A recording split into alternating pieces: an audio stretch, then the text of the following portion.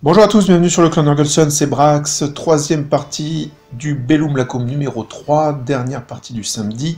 Après une défaite et une victoire, on se retrouve contre la Dream Team, 4 joueurs ETC suisses, donc c'est pas des rigolos.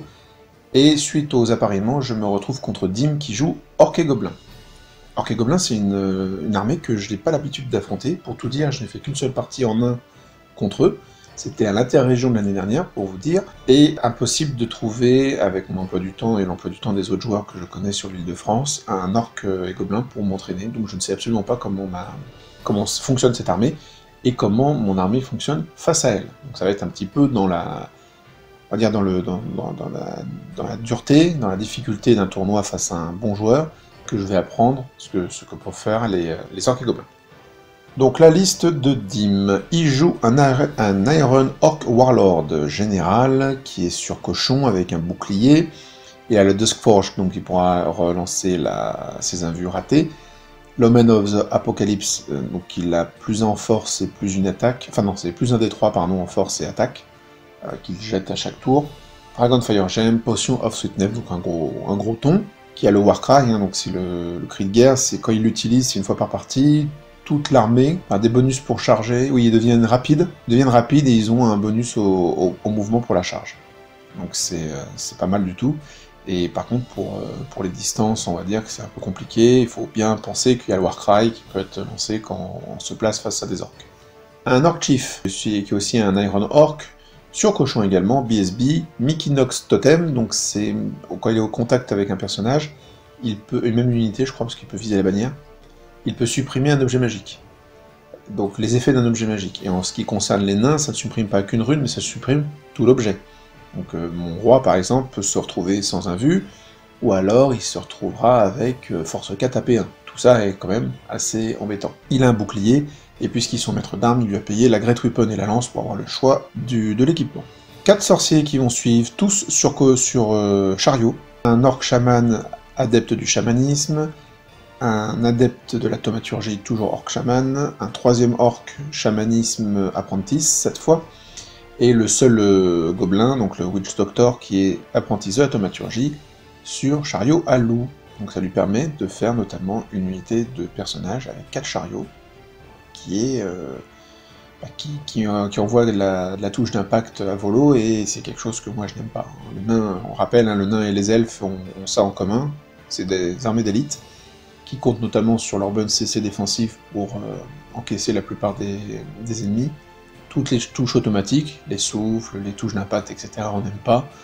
Les elfes encore moins, puisqu'ils ont moins d'endu et moins d'armure.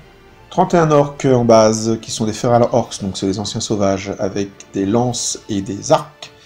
Musiciens et le standard qui porte la Banner of the Relentless Company, 20 orques également sauvages, Parade Weapon, arc et musiciens. Et 9 cochons, orques sauvages, avec des boucliers, musiciens, la bannière et le flaming standard. En spécial, on a 2x3 grotlings, donc ce sont des nuées qui tirent des trucs force 2. Mais bon, c'est tirailleurs, ça a de l'avant-garde, je crois, ou c'est scout, je sais plus. Touche aussi, bon, c'est chiant, quoi. 2 catapultes, donc c'est les anciens plongeurs de la mort. C'est un des 6, non, un des 3 plus 1, je sais plus exactement, faudrait que je revoie.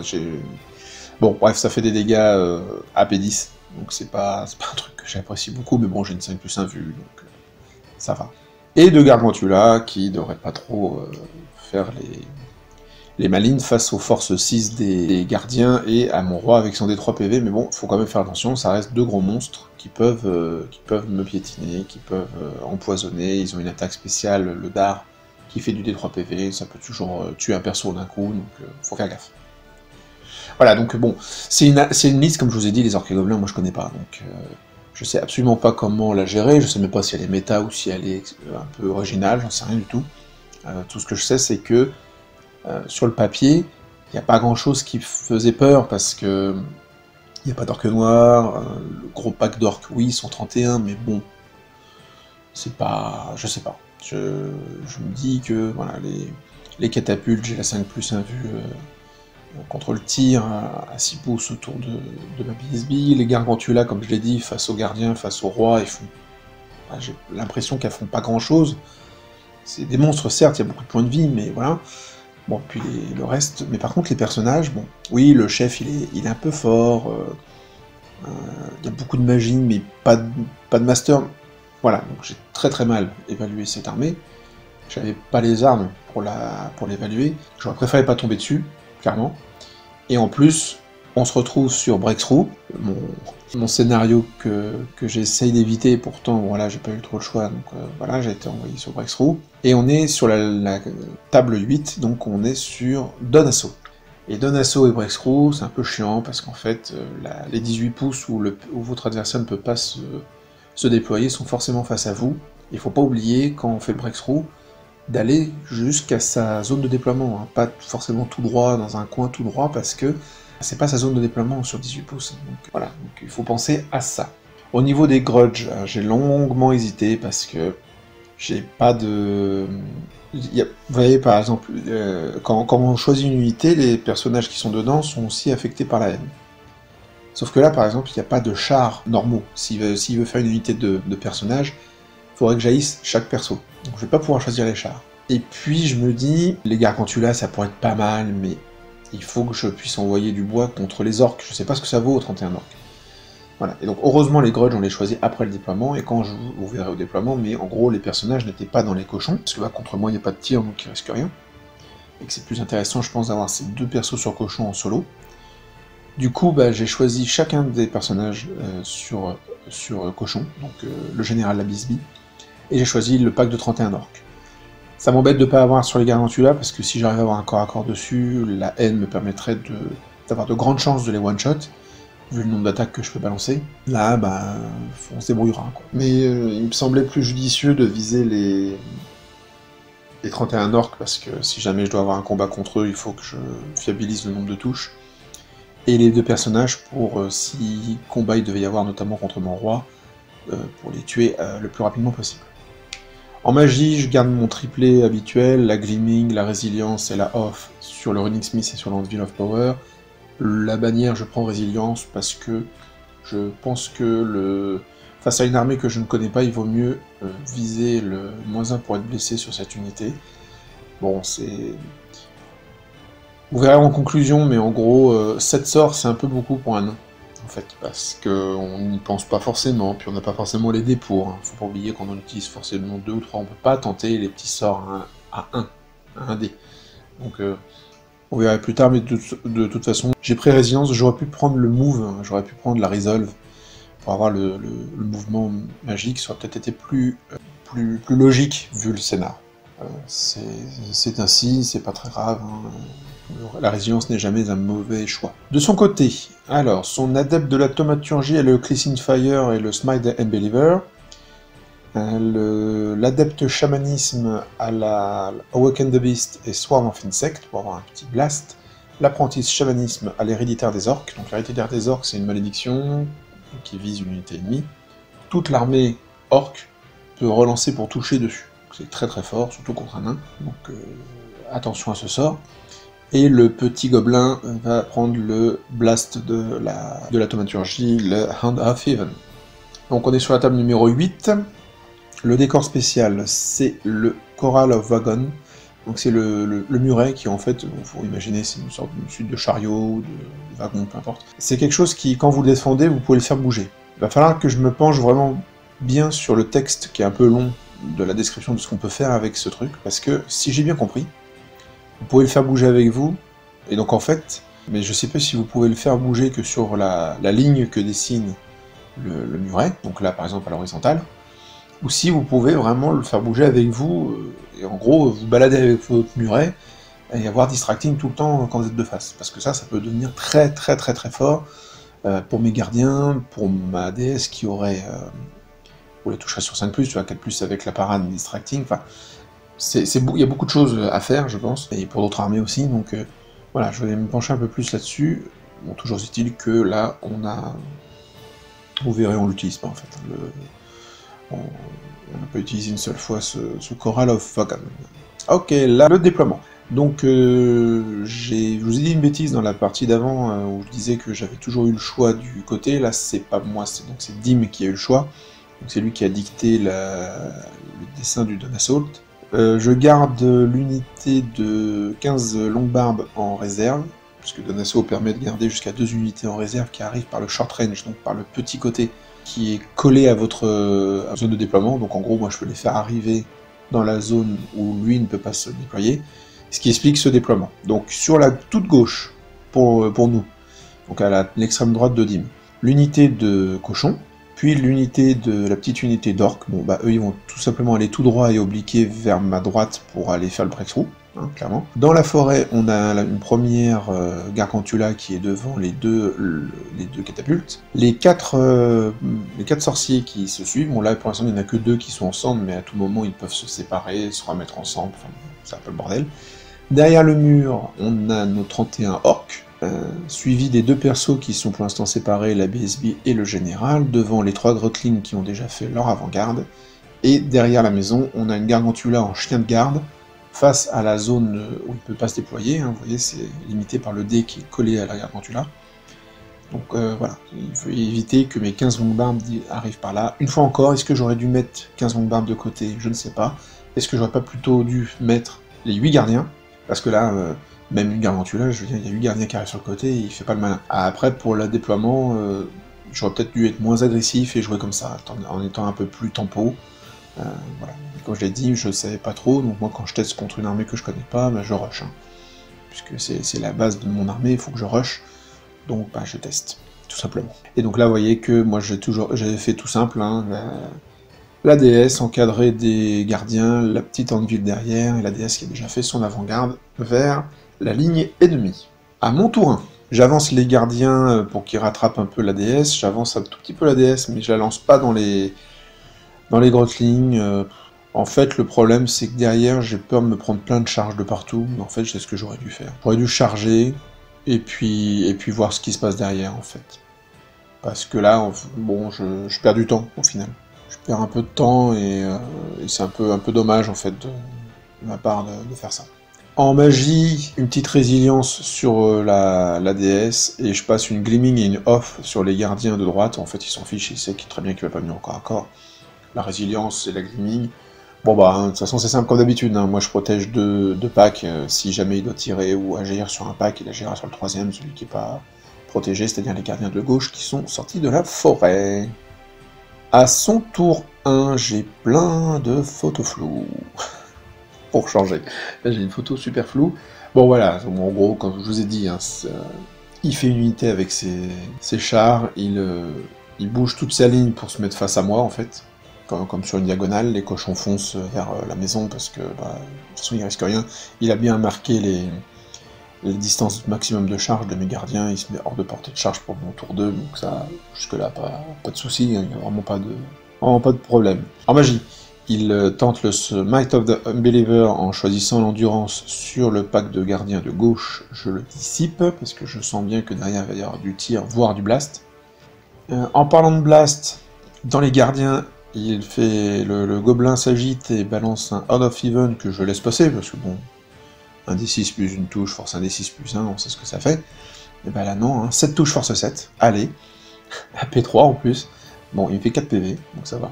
Ça aurait pu être bien pire. Hein, et il envoie les insectes, il fait 4 que j'arrive pas à dissiper. Il fait 14 touches, mais 0 point de vie. Au tir, il ne fait rien. Puisque je crois que la seule blessure que je subis, peut-être 2, et je réussis des invus grâce à la bannière. À mon tour 2, je charge les Grotlings, qui sont bien devant moi, hein, donc ça m'empêche de faire des irées intéressantes dans ces packs. Je temporise avec les gardiens. Bon, encore une fois, je sais pas comment prendre cette armée. Est-ce que j'aurais pas dû faire un bunker, attendre de voir comment elle arrive, quitte à laisser le scénario, parce que compliqué de faire un breakthrough pour mon armée, comme je vous l'ai dit.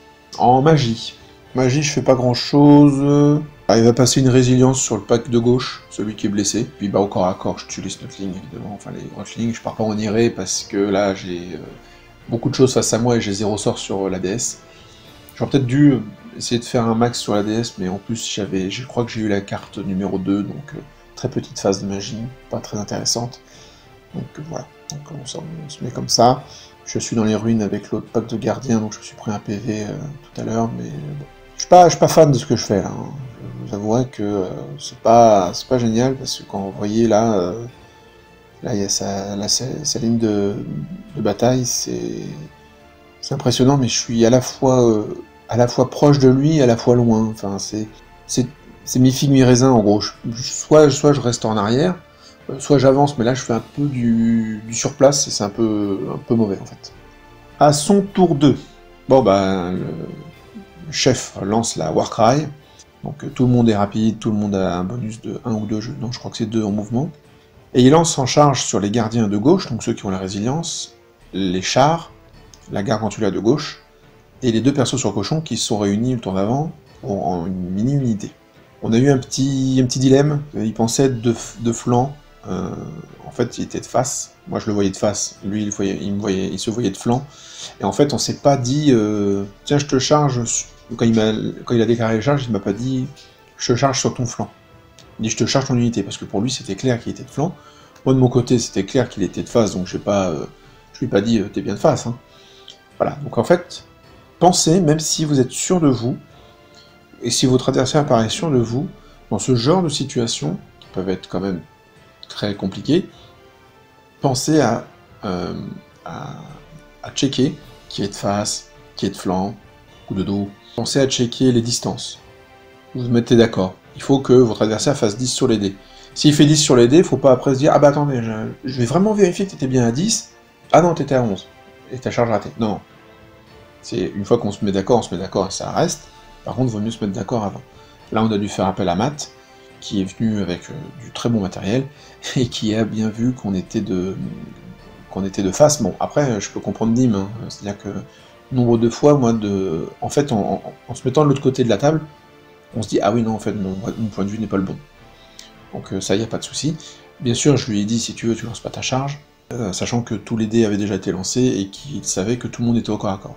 Donc je lui ai dit soit tu gardes ta charge, ou t'es de face, s'il est de face, tout le monde ne pourra pas se placer, soit tu lances pas ta charge, et donc il pourra bouger normalement après, pas de problème. Bon, il décide de faire rater son Arachnarok, sa Gargantula, qui va avancer de 4 ou 5, et par contre j'ai tous les persos au corps à corps. Tous les persos au corps à corps, bon, ils sont plus que 7, mes gardiens, je ne hais pas les chars, donc j'ai peu d'attaques avec la haine qui peuvent être lancées. C'est le général que j'ai au corps à corps, évidemment, de toute façon. Non, il aurait pas pu faire de place, mais c'est le général qui se retrouve au corps à corps. J'ai tous les chars, ça va être qui tout double. Moi j'ai un -1 pour être blessé, mais par contre, je vais me prendre une chier d'attaque avant de moi pouvoir riposter. Et donc on se retrouve comme ceci, donc après voilà, il bouge un petit peu. Donc la Ragnarok qui a raté sa charge. Maintenant que les gardiens sont au corps à corps, il peut envoyer un peu plus sereinement les cochons qui foncent, puis les orques par 20 là sur la gauche, qui viennent faire le breakthrough, et pourquoi pas prendre ma petite Anvil. Les 31 orques se sont redéployés légèrement, je crois qu'il était plus large de front, là il s'est remis en pack de 5 de front. A noter qu'au premier tour, il a oublié de tirer avec ses catapultes.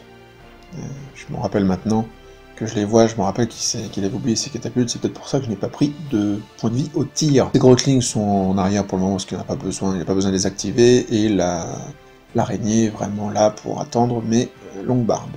En magie, il passe +1 en force, donc Awaken the Beast sur les chars.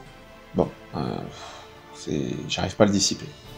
Je lance trop peu de dés pour le dissiper, c'est un sort qui va affecter ses touches d'impact, donc c'est très mauvais en fait, hein. C'est très mauvais pour moi, parce que normalement il me blesse sur du 4 et du 5 avec la résilience, en fait ça revient à 4. Et par contre ça augmente aussi l'AP, et l'AP par contre moi je la touche pas, et je me retrouve avec une 6 et non plus une 5. Donc en fait c'est un très mauvais choix, j'aurais dû lancer un dé de plus pour dissiper, je l'ai pas fait. J'avais peur qu'il me descende l'endurance au niveau des des gardiens. De toute façon, il y avait un boost d'attaque et un boost et un debuff, et je pouvais pas, avec les dés que j'avais, je pouvais difficilement gérer les 2 sorts. Je vais essayer de lancer d'autres sorts, mais il va les rater. Donc bon, jusque-là, tout va bien. Les kata, ça me fait un point de vie dans les gardiens de droite. Donc jusque-là, rien de très grave. Et on arrive au corps à corps. Et au corps à corps, les touches d'impact, il en fait à foison. Il réussit très bien ses blessures. Moi, je rate mes pauvres petites armures à 6. L'orque sauvage, enfin l'orque noir, fait son taf. Oui, je suis annihilé complètement. Et il part en irée, et là, vous voyez, les cochons sont... Enfin, les chars sont rentrés dans mon anvil. Pouf, c'est compliqué, hein. J'ai réussi à faire 3 points de vie sur le char à gobelins, c'est tout ce que j'ai pu faire. Et peut-être et un point de vie sur un des chars orques, vous voyez les petites billes ambrées. Donc il impacte mon anvil. Ces 2 persos, bon, on se retrouve là, ok. Donc il n'y a rien qui peut les charger derrière, j'ai personne en protection. Voilà, j'en suis là. Mes gardiens ont... Oui, non, ils ont fui, hein, ils les ont pas tous tués, mais j'étais en auto-break et rattrapé, détruit, bref. Ça fait mal les orques, hein. Ça tape fort. On passe à mon tour 3, avec une belle photo floue, l'arrivée des longues barbes. Les longues barbes qui arrivent, bon je me mets là, je me dis, allez, Narok, peut-être que je peux l'arrêter à la charge, et puis après la taper. Et pour enfoncer le clou, j'avance avec mes gardiens, qui ont perdu un des leurs au tir. Ah non, c'est en sortant de la ruine, pardon. C'est en sortant de la ruine, je me prends 2 PV, donc ça fait un mort. La déesse, j'ai craqué la Relentless pour arriver juste devant les orques. Ouais, juste devant les orques sauvages qui sont derrière leur muret. Ouais, encore une idée pas fameuse, mais je voulais pas me faire rediriger bêtement par les grottlings après, donc je me dis, voilà, j'enfonce le clou, si je peux prendre les orques tant mieux, après je serai en breakthrough. Je me retournerai, et puis s'il va avancer avec des trucs, il y a mon roi qui l'attend. Et c'est pas fameux, hein. C'est vraiment pas fameux tout ça. C'est pas fameux du tout. En magie, je passe une off sur les 7 gardiens qui se rapprochent de la Ragnarok à droite, et la résilience avec le wisdom sur les longues barbes. Il n'y a rien qui passe sur la déesse. Donc. Et au corps à corps, forcément, alors je tente un truc, hein. Je lance un défi avec mon anvil, faut pas oublier que c'est un personnage l'anvil. Il le refuse, donc je mets out un des chars, mais les autres suffisent avec les touches d'impact à me tuer. Donc, voilà, on me tue l'anvil sans taper dessus, hein, juste les touches d'impact, il me roule dessus. Il se fait un nombre de points de vie dans la forêt abominable, mais et voilà, il arrive à tuer l'anvil, et il se reforme. Ainsi, et ces personnages vont aller se balader et se préparer à bientôt à voir s'il n'y a pas une charge intéressante pour eux, puis ils sont à distance de GB général pour les tests de discipline. À son tour 3.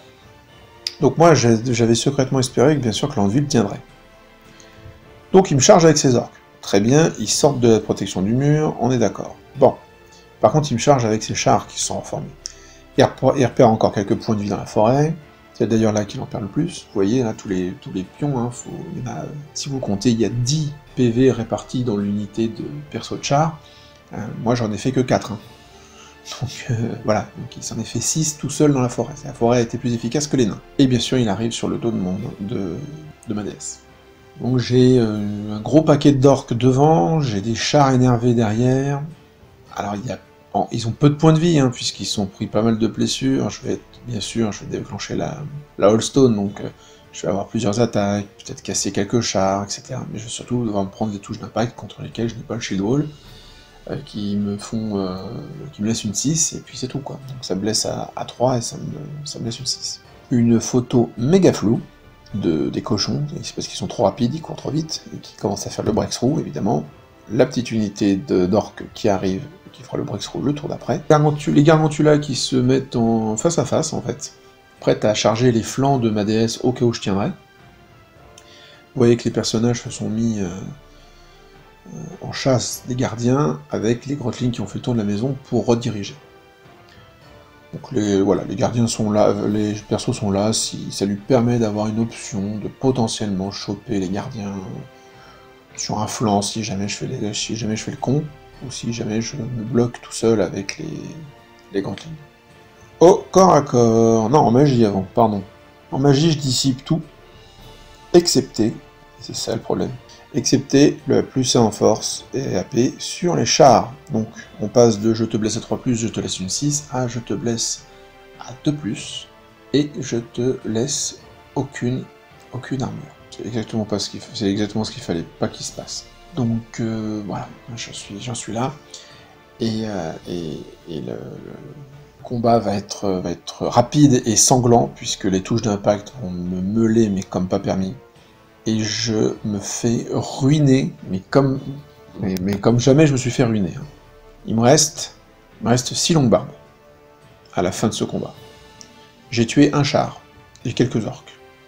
Je suis en auto-break, et fort heureusement je ne suis pas rattrapé, je me retrouve comme ça. Voilà. Les chars me poursuivent, ne me rattrapent pas, et les orques ne me rattrapent pas non plus, et sont bloqués par les chars derrière. Voilà comme je suis. Alors je sors de la vue de Ragnarok, ça va être mon tour après, bon, mais quand même, c'est rude. C'est très rude. J'arrive à me rallier. Bon, je m'arrive à me rallier, mais vous voyez qu'il y a les... Enfin, je vais prendre la foudre malgré tout. Mais... J'arrive à me rallier, je charge les grottelings avec les gardiens et avec les longs barbes ratent, donc les gardiens impactent. En magie, je ne fais pas grand-chose. Non, je crois que je fais même rien. Déjà parce que j'ai plus grand chose. Si j'arrive à passer la résilience, voilà, sur les 15 crébardes, enfin les 15 longues barbes, ça sert pas à grand chose. Et donc je tue les grottelings et je me reforme pour faire face au personnage en me disant j'ai toujours 7 gardiens, est-ce qu'il va venir? Je sais pas sûr. C'est vraiment pas sûr. Au tour 4 de Dim, il me charge avec ses chars. Après, avec les mouvements, voilà, il recule ses persos, avec la Ragnarok qui commence à se rediriger vers une unité, on peut vraiment appeler ça une Death-Star, mais bon. J'avais passé une Gleaming également sur la Death-Star. Non, une Off, pardon, une Off. Donc il me charge avec les chars et son autre Ragnarok de flanc. J'ai plus de Holstone, hein, évidemment, la Holstone avait été déclenchée dans le combat précédent, donc voilà, j'en suis là. Et je n'ai pas eu la présence d'esprit de placer mon roi sur la droite pour intercepter la Ragnarok. Donc ça c'est un petit peu dommage, et c'est un petit peu con. Je me disais qu'il allait faire le taf dans les chars, alors certes il peut, mais en fait la Ragnarok elle est full, les chars il en reste que 1 voire 2 points de vie. Donc en fait, mon roi là il aurait pu vraiment faire du score, c'était dans la Ragnarok. Donc très mauvais choix de ma part. Bon voilà, une photo floue pour vous dire qui fait le breakthrough. Hop. En magie il n'a pas grand chose, je dissipe le plus en force et AP sur les chars évidemment. Je sais plus ce qu'il fait d'autre, mais pas grand chose. Voilà, il n'y a pas grand chose qu'il fait. Il me tue 2 longues barbes avec la kata dans le petit pack, vive le -1 pour être blessé. J'ai lancé un duel avec ma BSB, le prend avec un char. Je tue le char, mais ma BSB meurt. Entre les touches d'impact et les attaques, en fait, on frappe en même temps, et je me fais tuer ma pauvre BSB. Les impacts à eux seuls servent à tuer tous les longues barbes. J'arrive à tuer les chars, et en fait, je suis auto-break. J'ai pas pu taper sur la Ragnarok, qui me poursuit et me rattrape. Donc mon roi meurt, ainsi que mon Runic Smith. Et on se retrouve comme ceci. Voilà. Vous voyez que là, moi j'ai plus vraiment d'options, je vais même pas pouvoir aller faire le breakthrough. Enfin, je pourrais le faire avec peut-être ma petite unité, mais ça va être compliqué d'arriver avec les deux gardiens, et puis faut pas oublier que son unité de 31 orques a une Relentless Company, donc il peut très bien faire les 15 pas. Et c'est pour ça qu'on s'arrête là en fait. Lui il va pas venir me chercher, parce que si je reste comme ça, évidemment il va pas me chercher. Il en a pas franchement besoin. Moi je peux aller faire le breakthrough en fait. En me reformant maintenant, toc, je pars et puis je refais à mon tour 6, une marche forcée, je peux atteindre la zone de déploiement de mon adversaire. Comme je l'ai dit, lui il lui reste 2 tours avec ses orques, dont un tour où il va faire 15 pouces pour venir dans ma zone, et donc amener 3 unités, moi j'en aurai que 2, donc de toute façon il a le breakthrough. Et puis je pourrais pas lui prendre d'autres points, par contre si je commence à bouger, il peut toujours essayer de tenter de m'agresser avec les 2 Arak, les persos, s'il voit une ouverture au tour 6, il peut toujours essayer de me prendre un pack de gardiens supplémentaires. Donc on se dit qu'on va pas faire les Fanjo, et on s'arrête au début du tour 5, non pas par manque de temps, mais par tout simplement statu quo, quoi. Lui il a plus rien à faire, il a assuré un très bon résultat pour sa team, et puis moi je peux rien créer, quoi. Là, si je sors les gardiens pour essayer d'attraper une Arachnarok, bah, ils vont fuir. Et je risque ou alors je risque de me prendre 2 Aracs de face et les persos de flanc. Je suis pas sûr que les gardiens s'en sortent. Donc voilà. Sachant que j'ai pas de magie. Hein, j'ai pas de magie pour les soutenir. Donc bon. Grosse défaite, hein. Là, ça fait mal. Hein. On s'arrête sur ça. On s'arrête sur ça, on calcule, et Dim gagne 15-5 à la bâche. Et évidemment, il a le breakthrough. Et avec le breakthrough, ça lui fait un 18-2. Je perds 2-18 contre les orques et gobelins. Encore une fois, puisque contre l'orque et gobelin belge que j'avais affronté à l'inter-région en 2018, j'avais perdu 2 en sous-estimant certaines unités, etc. Bon. Ben voilà, donc on savait que la Dream Team serait très compliquée pour nous. Au niveau de notre tableau d'appareillement, on était tous très mauvais, et puis en plus on a foiré nos appareillements bien comme il faut. C'est-à-dire qu'il n'y a aucun des 4 membres de ma team qui était content du match sur lequel il était. Et pour tout vous dire, on ramène 17 points à nous 4. Voilà, sachant que c'est moi qui fais le pire score. Donc on s'est fait caper. On s'est fait caper par la Dream Team en beauté. Par rapport aux orques et gobelins, j'ai pas fait de bons choix de placement, de bons choix de charge, même les grudges, je me demande si c'était vraiment une bonne idée de viser ça. Enfin, quand je me rallie avec ce qui reste de la déesse, évidemment j'ai une Arachnarok qui peut venir à droite, faut que je mette mon roi ici, quoi. Forcément, s'il a une chance de taper, je veux dire, le roi peut one-shot la Ragnarok, hein, ça fait 8 points de vie, ça fait 8 de résultats, en enlevant le flanc, puisque la Ragnarok sera morte. Il y avait moyen de gagner ce combat, même s'il me reste que le roi à la fin. Là, déjà je prenais une Arak, ça coûte quand même un sacré paquet de points. Il y avait les chars qui dépopaient. Alors après je dis pas, peut-être que le roi allait se faire défoncer par ce qui arrivait après, mais il y avait quelque chose à faire, quoi. Là j'ai fait... Je sais pas, j'ai pas vu que la RAC pouvait revenir, ou je sais pas. J'étais déjà dans la défaite, je pense, de toute façon.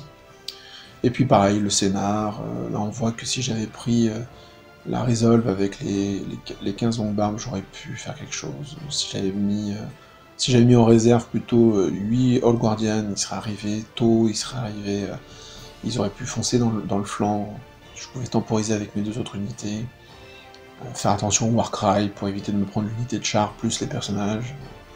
Enfin voilà, il y avait 1000 choses à faire que je n'ai pas faites. Bon, déjà je l'ai pas très bien joué, Dim a pas fait d'erreur, mais je pense qu'il a plutôt plus ou moins joué dans un fauteuil.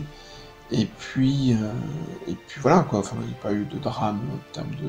Parce que je dis qu'il roule bien au niveau des touches d'impact et des blessures, mais ça s'équilibre avec par exemple ses jets de dés pour la magie, mais disons que là où ça a bien roulé, ça a roulé sur les trucs que je crains le plus, c'est-à-dire les touches automatiques. Et puis, laisser passer ce plus 1 en force, plus 1 en AP. Oui, parce que j'ai peur du moins 1 en endu, mais le moins 1 en endu, il faut qu'il le lance en étendu pour être sûr d'avoir le moins 1 en endu. Et il est plus cher à lancer, du coup, que le plus 1 en force, plus 1 en AP. Et le plus 1 en force, plus 1 en AP, m'enlève le dernier point d'armure que j'ai le plus souvent contre les touches d'impact. Donc...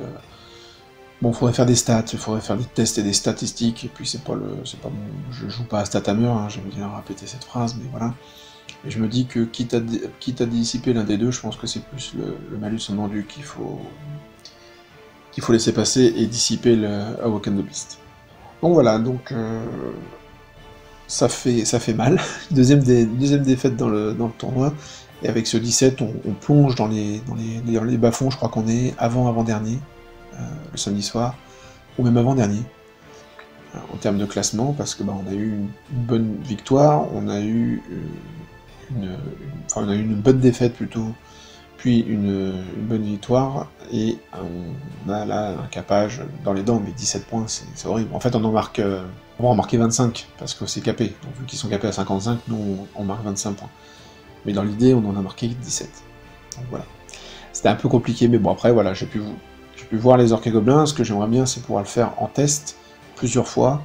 Donc je vais essayer de voir ça, notamment avec Baus, qui est un très bon joueur orque et gobelin francilien, et qui pourra, j'espère, me donner des bons conseils. J'espère que ça vous plaît toujours, que ce nouveau format de vidéo vous plaît.